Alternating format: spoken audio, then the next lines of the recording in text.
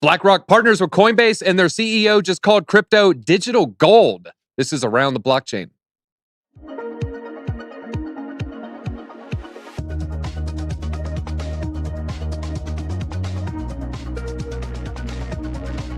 All right, everybody, make sure you hit that like button because we have 4 phenomenal guests. We're going to get right into it. On the top left, filling in for a laryngitis, if that's a word, BitBoy, we have Randy filling in the green square there. Randy, how are you doing today?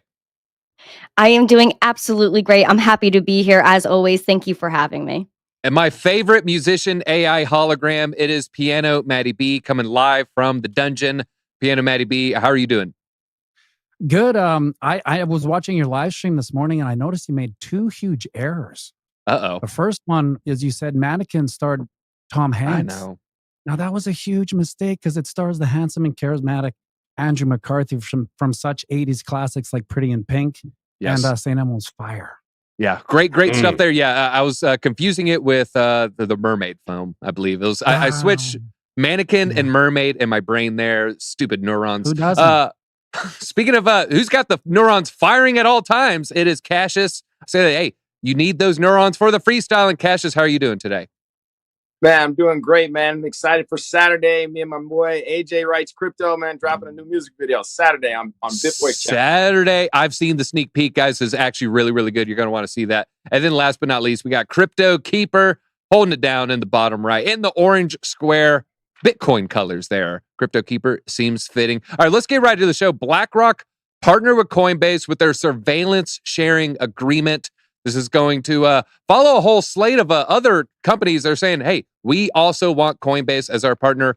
But right before we're about to go live, Larry Fink, he is the CEO of BlackRock. He went live on, I think, Fox Business News, and he started to talk about crypto.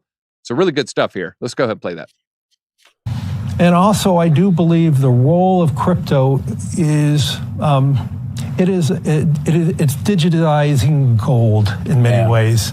Instead of investing in gold as a hedge against inflation, a hedge against the onerous problems of any one country, or the devaluation of your currency, whatever country you're in. Let's be clear. Bitcoin is an international asset. It's not based on any one currency. And so it can represent an asset that people can play as an alternative. I would call the foundation of BlackRock is about hope. You invest for retirement because you believe tomorrow is better than today. All right. And also, I do believe... Let's just get Piano Matty B. Now, BlackRock famously, they didn't go as strong as, say, Berkshire Hathaway. They didn't call crypto or Bitcoin rat poison, but they essentially labeled it everything. But, it's fool's gold. It's a casino. You want to stay away from that. It's the hodgepodge of scammers and, the just nothing but bad actors and hackers in there.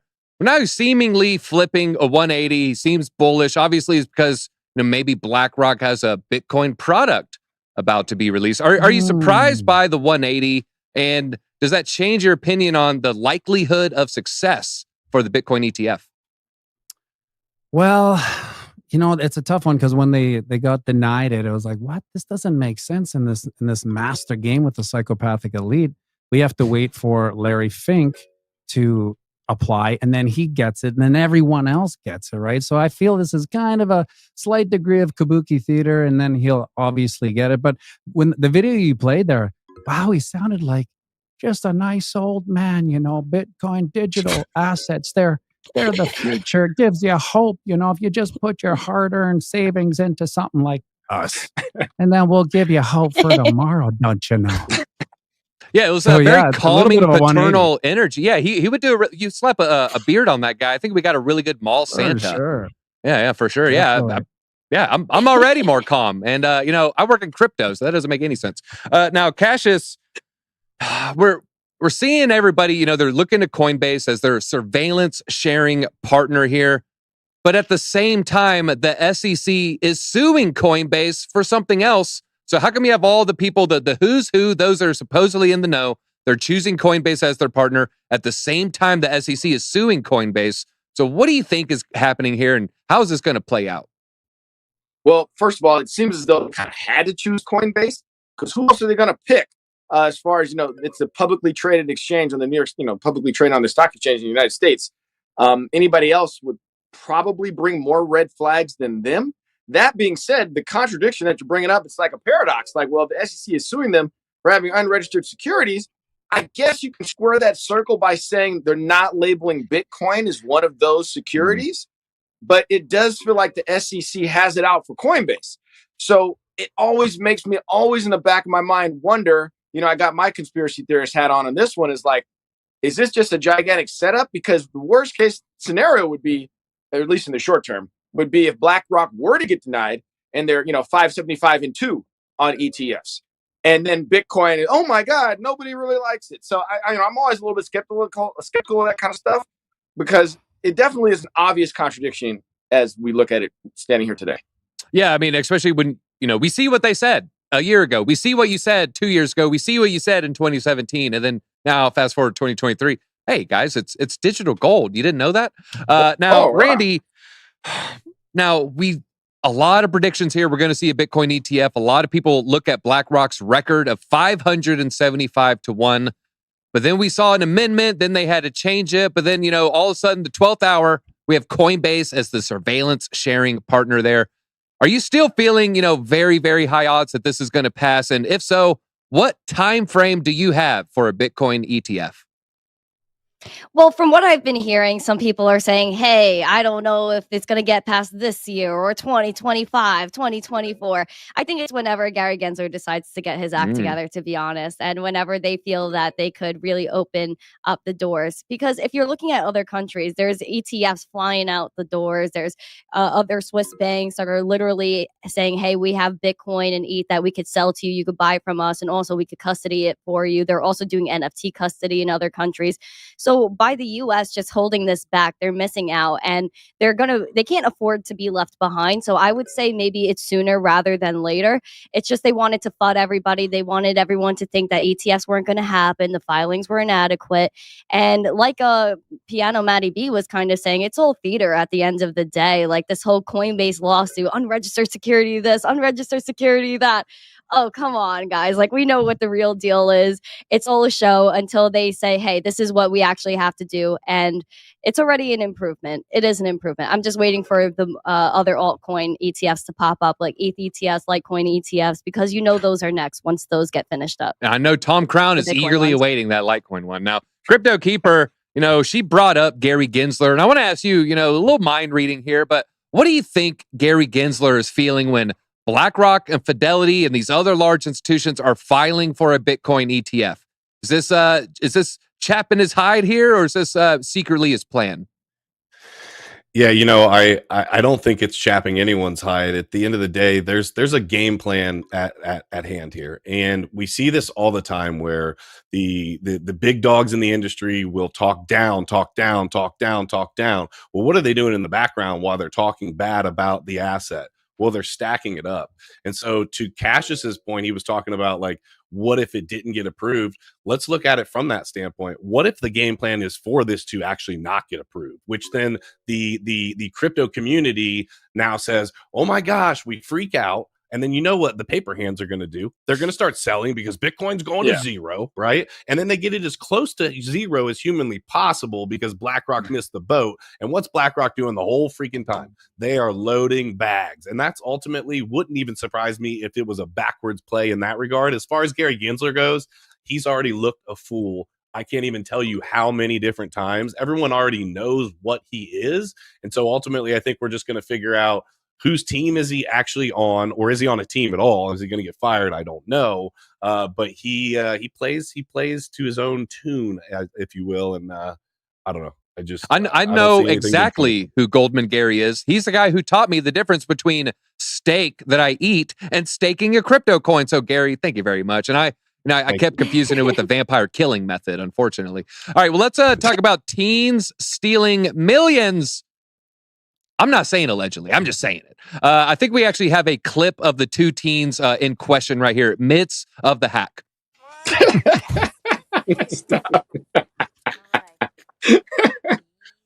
All right, that's them making off with millions. Look at that. Just got off scot-free. Got off scot-free. Well, they're two 17-year-old boys, and I have an update about the timeline at the end of this. They stole $4.2 million worth of crypto from an American citizen. Is from Hamilton. I'm not sure what state. Said the two teens used the aliases Felon and Gaze. Ooh, cool usernames right there. And they tricked them into giving over Bitcoin and Ethereum by pretending to be Coinbase support. Got him to do a spear phishing attack there. Then he clicked the link.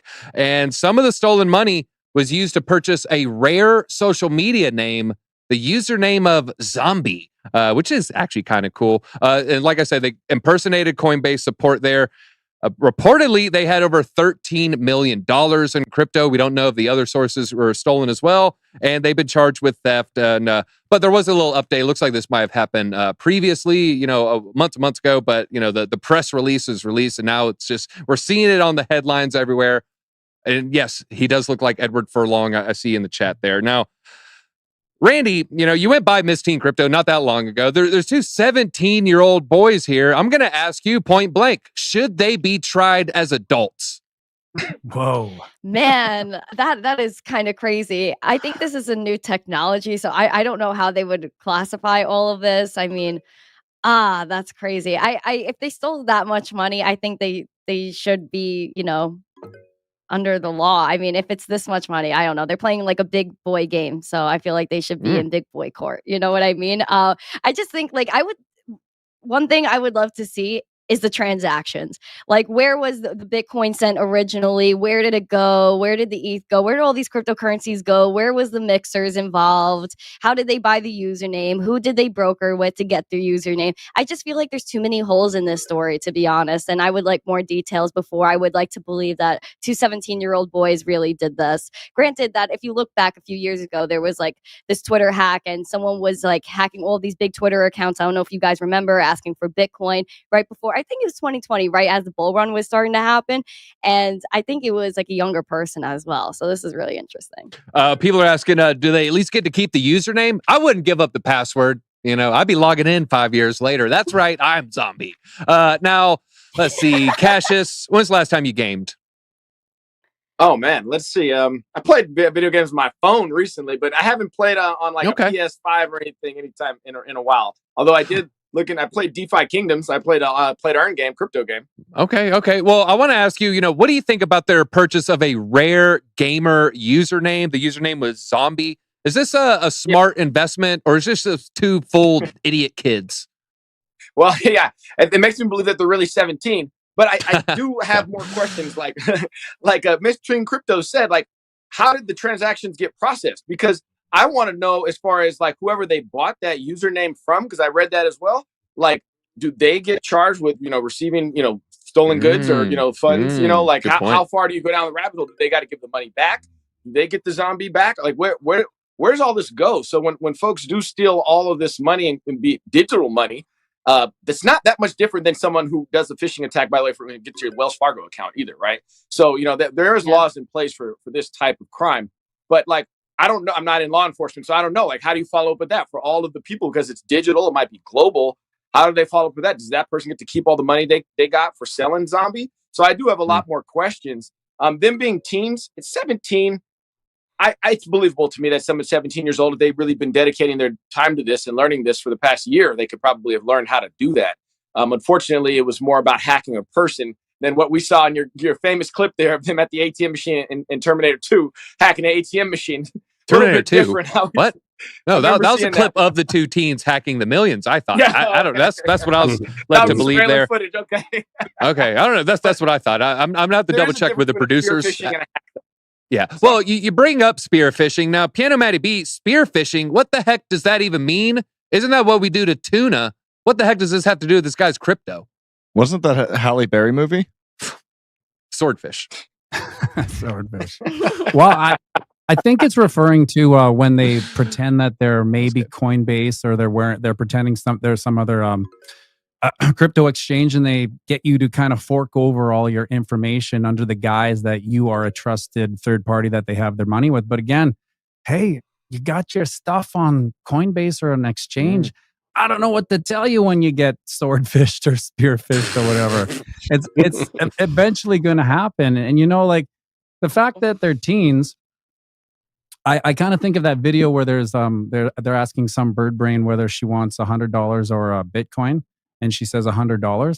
I think initially when I hear and they use the money to buy zombie, I'm like, oh, why would they do that? But maybe for all I know, maybe the zombie name is like worth $40 million, or it's going to be worth like $100 million, and we just don't know. But at the end of the day, I think, they're just teens, so they'll probably just get a, little slap on the wrist. Unless they're white, then, throw the book at them.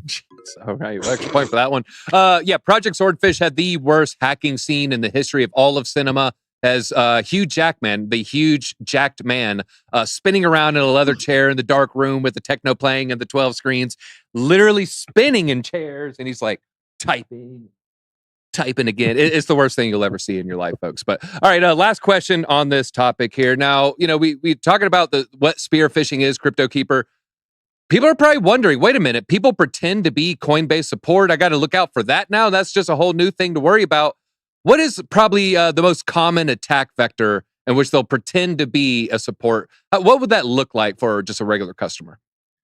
What we get them all the time, and I bet everybody on this panel gets them on a regular basis. They go after. It's funny because they come after influencers a lot with these, and they do it in a little bit different format. But they basically act as if they are a company that wants to hire you to do work for them, and then it'll give you the information. It's basic information. Usually, it's in broken English, but even if it's not, at the end, it'll say, here, click on our link to find out more about us. And it's like this wild link of TZR dot. It doesn't even have a like an actual URL that you would click on anyway. And so that's effectively what happens a lot of times, where they're just trying to get you just to click the link. When you click the link, it installs malware onto your computer, and whether they're able to then, watch what keystrokes you're making, or the more advanced ones that I've heard of, I've never thankfully been a victim of this, is they set up a full website that looks exactly like the website. So you think, oh, okay, I'm just logging. Okay, daggone it, I got logged out. I got to log back in. I got to put my information in, when ultimately you're just giving them everything that they asked for. So literally, we've been telling people this for a long time. And let me say it again. Don't click freaking links. I mean, I'm so weird about it that somebody that I even will send something over on Telegram, and I'll be like, hey, don't send me a link. I'm not going to click that. And they're like, but bro, it's me. And I'm like, well, now talking to you a little bit more, I know it's you, but how do I know somebody else didn't take over your account, send me a link? You know what I mean? You just really have to be careful. They do it over the phone now. They call using AI. I mean, any way that somebody can get out of actually working. Sometimes I wonder, are they working harder to steal? Could they make more money actually working as hard as they do to steal people's money than they could to come up with some genius idea to actually be a contributing member of society? Yeah, it's a good point to say. It reminds me of the the text. You'll see emails, texts, all the things there. Now we'll add an addendum. Be careful with Google links. You could type in. I know someone here, Justin Williams. He typed in MetaMask, the top MetaMask search, clicked enter. Enter my seed phrase. This was early. This is years and years ago. He typed in a seed phrase, lost a lot of crypto at the time though. So you got to be careful with Google links as well. And Crypto Keeper brought up the voice that they'll do AI voice. They'll pretend to be your child and say, "Mom, I need bail money." With the AI assisted generation there. So, but Mom, I do need some bail money. All right, let's move on here. Talk about AI music takeover. We got a couple crypto musicians in the show today, so it feels really good. But the CEO of the Grammys just made a huge update here. It's clarified that music with AI generated elements is now eligible to win an actual Grammy. He stated with the AP here, AI or music that contains AI created elements is absolutely eligible for entry and for consideration for Grammy nomination. Period. He did say period. I don't know if he had that much emphasis. That was my imagination there. And he said, as long as a human contributes more, it will, in a meaningful way, it will always be considered. I think we have some AI generated music right there, perhaps. But yeah, they updated it. Work that contains no human authorship is not eligible in any category. So we need some, maybe most. I guess that could be a gray area. Who said most? Some artists, though, such as Elon Musk's ex Grimes, said, "Hey, no, use my AI imagery, but just give me half the money. So if you make $100, just give me 50. Everything's going to be hunky dory." Other artists, on the other hand, like Ice Cube, he called AI demonic. Called it demonic. Scary. It's like hell. Smells like sulfur. He said he would sue anyone mimicking his voice along with the platforms that host his songs. So don't you do Ice Cube. He'll come after you. All right. Now, where do we go? Now, Randy, I'm going to start with you. You know, we got a couple musicians here, but Randy, you know, I want to just ask you, just from the outsider's perspective, from the listener's perspective, should AI-generated music be banned? From something like the Grammys or just in Yes, general? from winning a Grammy.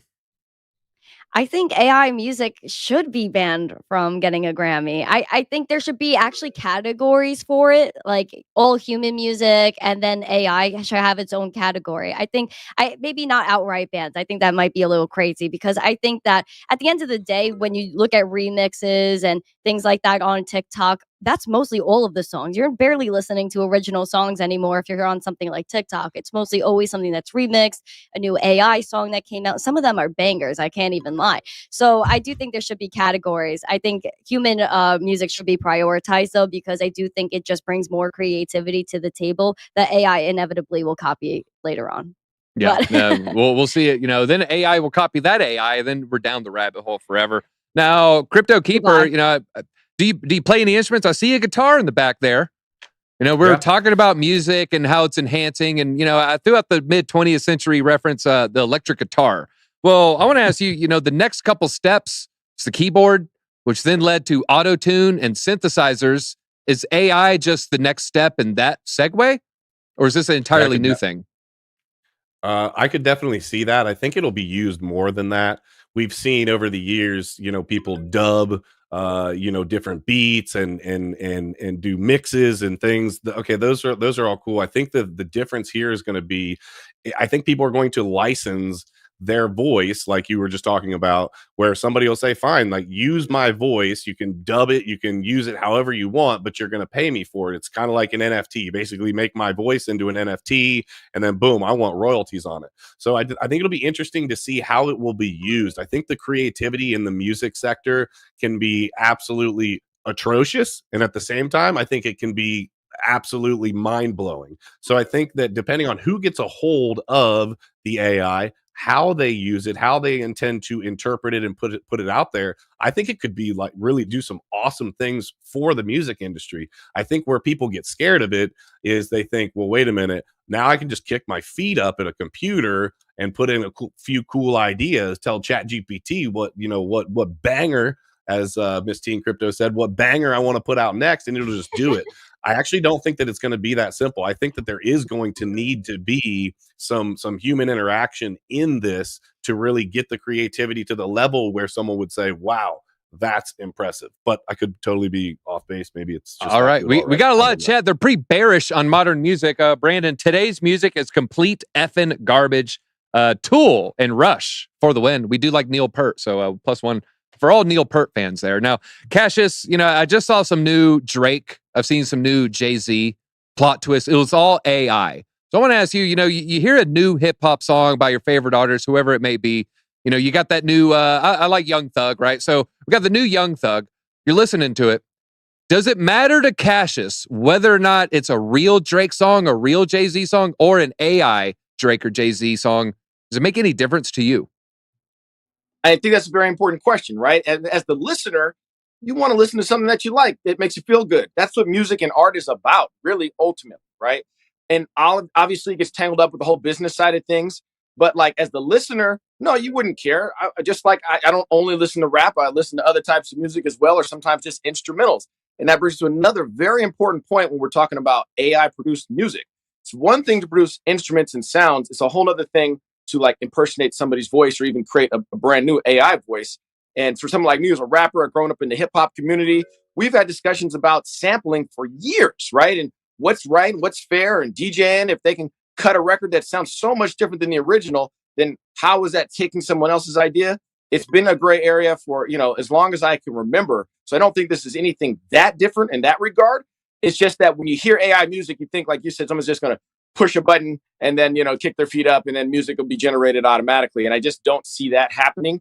And I especially don't see that happening when you're talking about somebody's voice. At the end of the day, I think we're going to use blockchain technology to be able to determine that Drake didn't publish this from his wallet.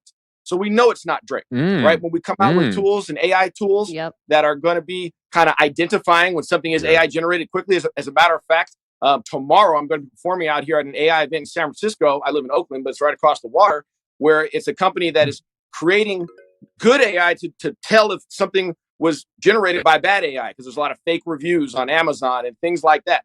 The blockchain is ultimately going to be the thing to authenticate all of that. So it's definitely going to be a great, you got to catch up to it, but the technology in some respects will police the new technology. All right. We actually have Just Jim. Rush was good to see in person. Just Jim maybe won the episode today. All right. Final question here. Piano. I'm going to ask a similar question that I asked Cassius, maybe in a slightly different way here. Say Mozart. You never heard of the guy.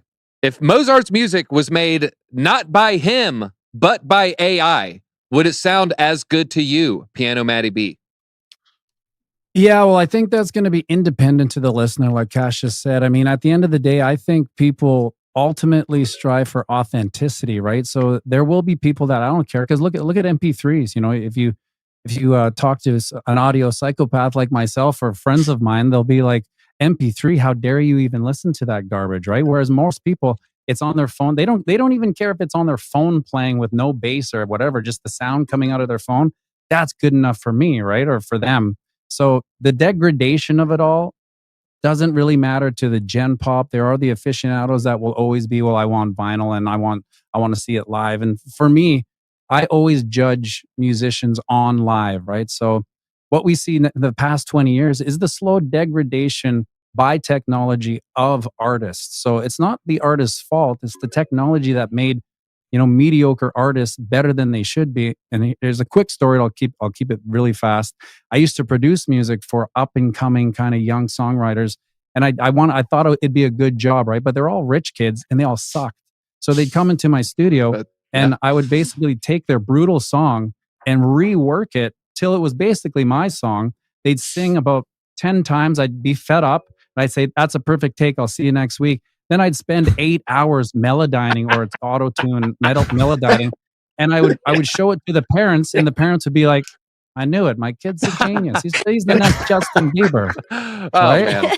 Exactly. So I don't do that anymore. But that was the evolution of AI. It wasn't me making him better. I was using technology. I was using numbers to move up his vocals from its pitchiness, right? So we're going to see it more and more, but people are going to strive to, like, I like that blockchain idea from Crypto Keeper. Like, we will want to know if it's authentic. If it isn't, a lot of people just say, screw it, I don't want to hear it. Spoiler alert, it's only going to be 3 wallets, and it's Universal Music Group. It's going to be Warner, and then it's Sony. They're all going to come from there. Well, follow-up question, Maddie, let's say we have 2 Mozart pieces. One's AI, one's a lost one that was found in an attic. Both performed by humans. Would it change your opinion, knowing one's fake, quote-unquote fake, and one's, a lost real one from a human? That's an interesting one, because, like, for classical music, it's so beyond my intellectual capacity to understand it that I wouldn't really know the difference. Like, I'd need to be well bred in it. Like, if you showed me, maybe a Nirvana song lookalike, I'll go, that's cool because it's his voice, but I know it's not him, therefore I don't like it. But I wouldn't be able to tell the two apart because I'm just not too deep in Mozart. Yeah, and the Nirvana song that came out after he died, you're right, they say like 87 times, wasn't even that good. I would have preferred AI. But I think that's all we got. And Piano Matty B stole it from Keeper there at the end. It was a pretty funny story. You're right. Everybody I knew that did, mixtapes and try to rap, they all had rich parents, and they're all pretty insufferable. Yeah. So, yeah, that story tracked for me. So, Piano Matty B, feel free, leave us with some parting thoughts, and tell us whether or not Skynet is going to ruin music. Oh, well, can I lay down a beat for Cassius to wrap over? Oh, if he's willing. All right, I'm ready. Let's see if it works. Check it out. All right, this is going to be from me and AJ's song, Just Pay Me an Algo, coming out on Saturday. Yeah, all right. The trilemma, Silvio was solving that. The chain works, give the mother jerks a heart attack. Fast, cheap, and easy, it's just another part of that. ZK, and I ain't even mentioned market cap. Woo! That's all we got. But we didn't also mention those thumbs up. We didn't mention those likes. Please go ahead, hit those likes. That's all we got. Guys, everyone's description or info is going to be in the description below. Click their links. Make sure you follow their channels. Watch all their stuff. Keep an eye out for that song dropping this Saturday. Keep an eye out for Danger Close Alpha, all the stuff Randy's doing. Of course, Piano Matty B, the best thumbnails in the game, folk. That's all we got. Until next time. Thank you.